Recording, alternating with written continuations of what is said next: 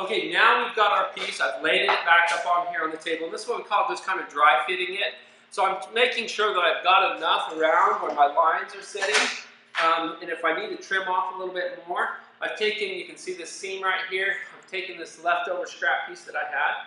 I'm going to line that up right there, so it runs right down like that, and then I can go ahead and I can take this, mark off my edge right here, so I get my 3/4 of an inch. I can see it real easily. So that's ready for me to cut. And then I'm going to check all my perimeters, see if there's any places that I want to trim a little bit more out to give me a little bit more room.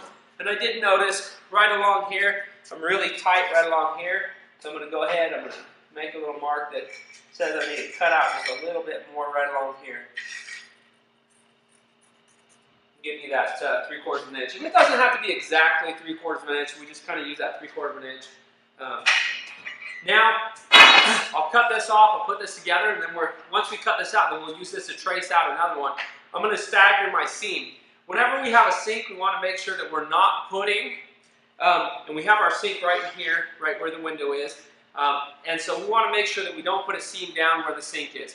We always want those seams to be elsewhere. And the further we get them out toward the edge, the better. So we'll cut this out, do the next seat, and then we'll show you how to staple that together.